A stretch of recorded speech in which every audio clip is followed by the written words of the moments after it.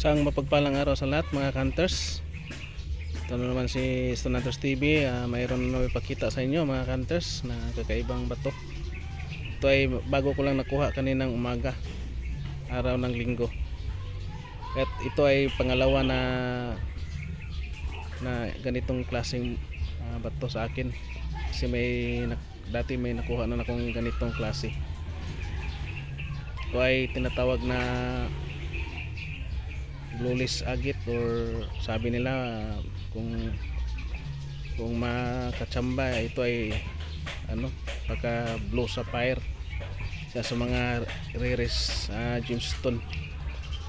At dito rin sa amin ay may dito, yung tawag dito, ito ay sa mga antingiros dito, mga multi-hunters, tinatawag din ito na laruan ng mga kaibigan nating mga maliliit or duwende.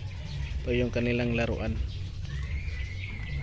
Mayroon na akong nakukuha dito, dalawang blue, isang green at saka isang puti. At subukan nating buhuin yung 7 kulay. Kasi ito ang pinakamaganda kung mabuo natin yung 7 kulay nito, ang mga laruan ng ating maliliit na kaibigan. Yung kaibigan ko ito ay mayroon siya, tapos nabuo na niya yung kanya. Yung akin ay hindi pa. Subukan nating hanapin pa yung iba. Makaswertihin tayo, makumpleto natin yung 7 kulay.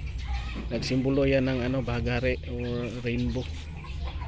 Ito ay pinakamagandang pang lucky charm at panguntra sa lahat. Itong ganda mga hunters. At pinagpala tayo kasi nakakuha tayo ng mga ganitong klaseng mga bato. Ito ay mga rare talaga, bihira lang makukuha kasi may yung mga blue, mahirap yan, blue at saka green. Yan. Ang ganda, ito ay bilog na siya. At light green, light blue siya, hindi siya blue masyado. Yan.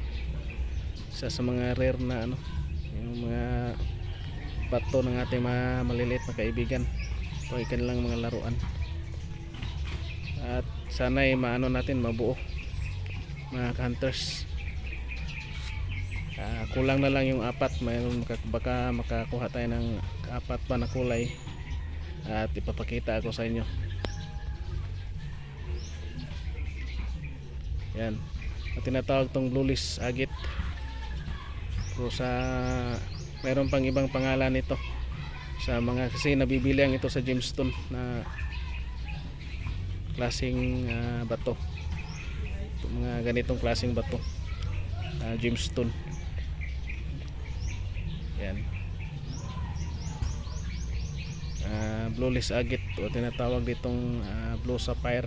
Kung tsambahin, makakatsamba, baka ito na yung mga hinahanap ng mga kaibigan natin, yung mga stone hunters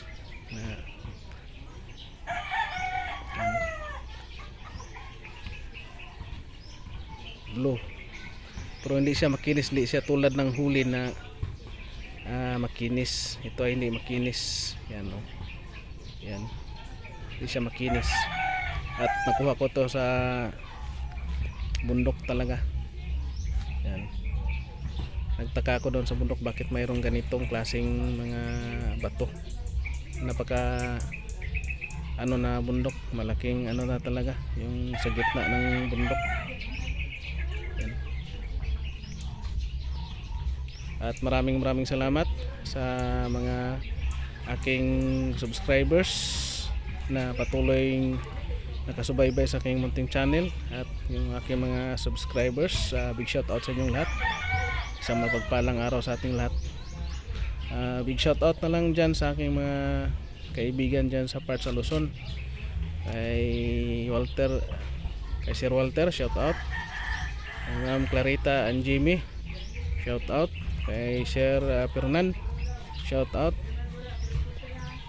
At sa iba pa mga kaibigan dyan natin sa part sa Luzon, big shout out sa inyong lahat.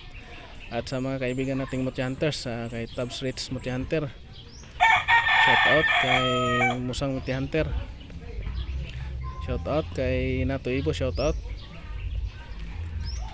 Ay ang Hiwaga ng Kalikasan dyan sa Bukawi, Bukidnon, shout out sa iyo bro. Yan, shout out na kita.